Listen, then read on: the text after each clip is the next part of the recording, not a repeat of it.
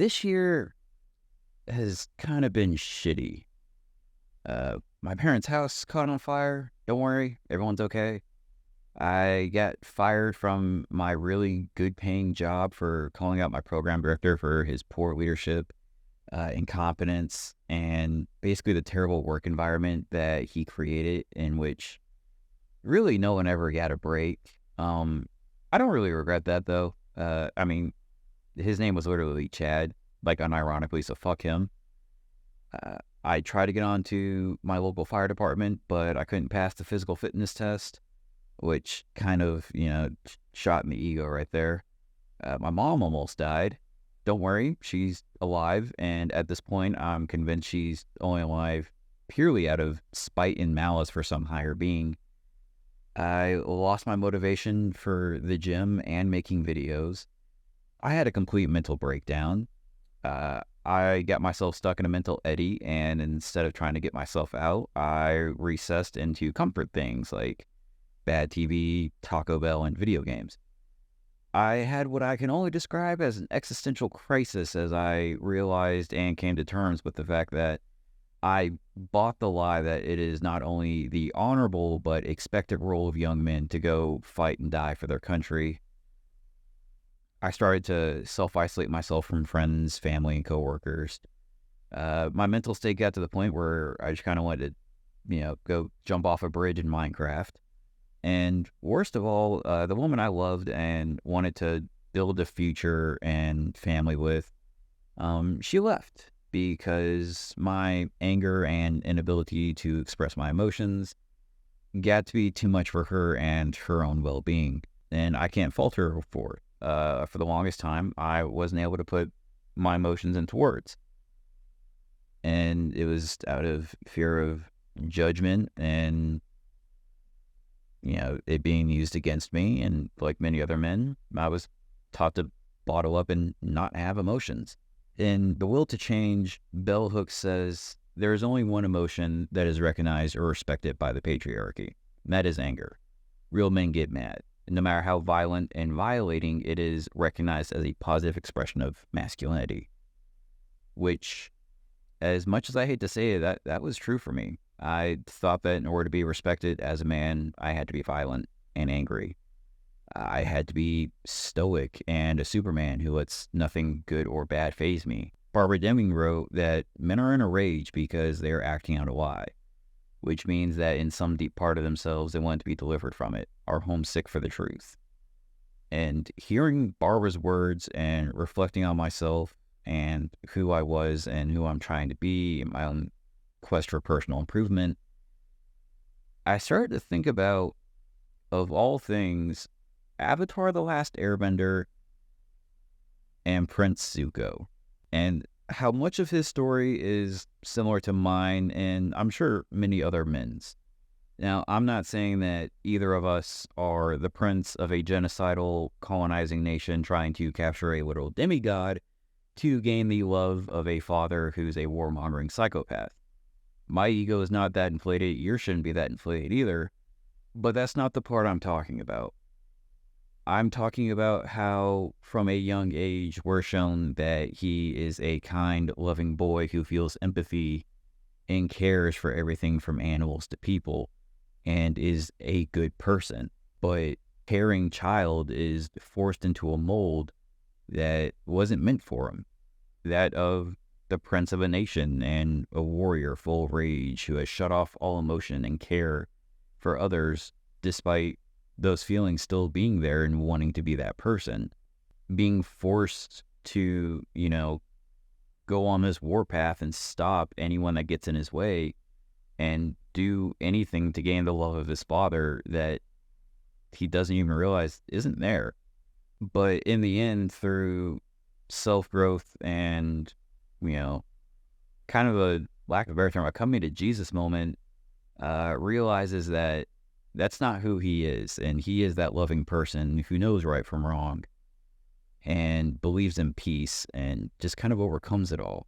And naturally, with realizing my relation to the character and what it truly means to be a man, I started to think of Uncle Iroh and the example he set for not only Zuko, but myself and probably a lot of other people. Uh, Specifically, what made me really start thinking about it was when I heard about author and therapist Terrence Real, and when he asked the Messiah wise man what made a good warrior. The wise man replied, "I refuse to tell you what makes a good Morani, but I will tell you what makes a great Morani. When the moment calls for fierceness, a good Morani is very ferocious. And when the moment calls for kindness, a good Morani is utterly tender. Now what makes a great Morani is knowing which moment is which." And that to me, it embodies the character of Iroh, is a great warrior who was able to lay siege and successfully puncture into two great cities, but also nurture a crying child and offer advice to those who need it. He's a man who at his core is whole within himself and cares for others, but still gives the space for others to grow and affirm them as they become their own person. Thomas More wrote that if fathers speak to us, we can preserve our golden spirits. Fathers and sons need each other, for they sustain each other. We need to let our fathers be slow to grow up. They need to take our childlike foolishness seriously, giving their lives for it, so that we can be fathers ourselves from our place in the sun. Growing up, I didn't have someone like Ira in my life, and I don't now.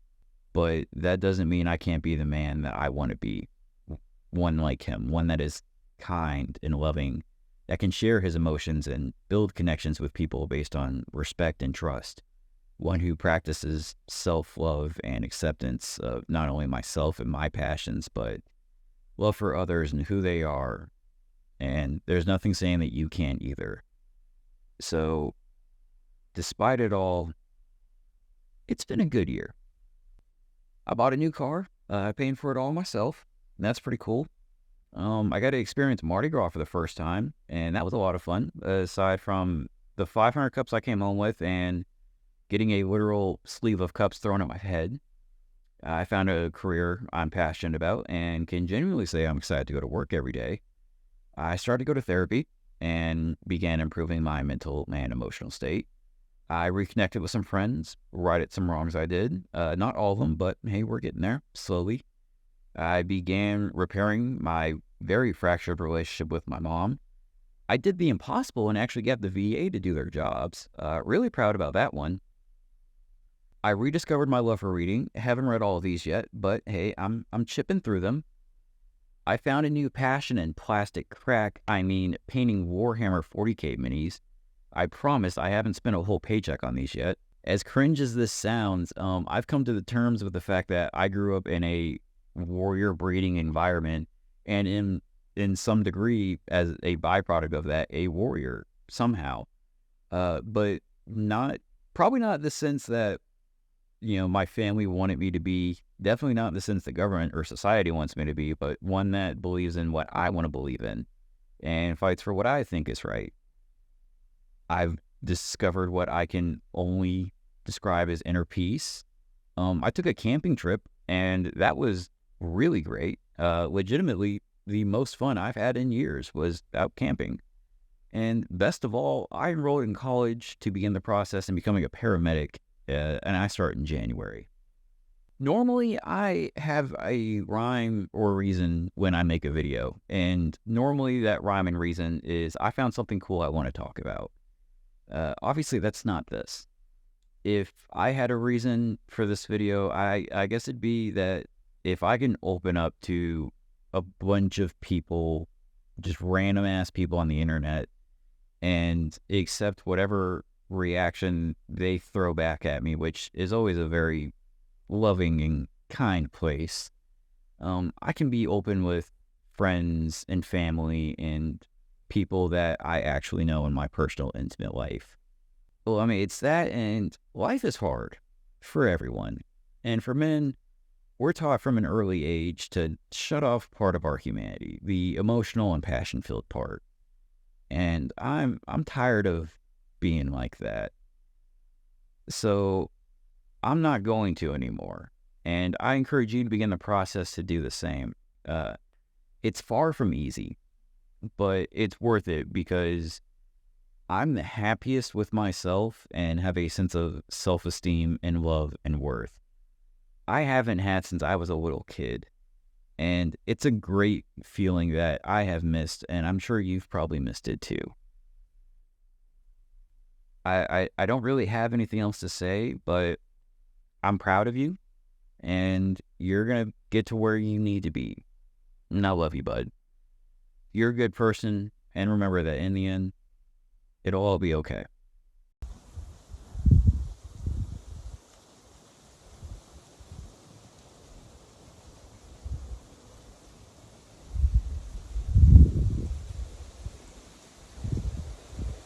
That right there, beauty motherfucking nature.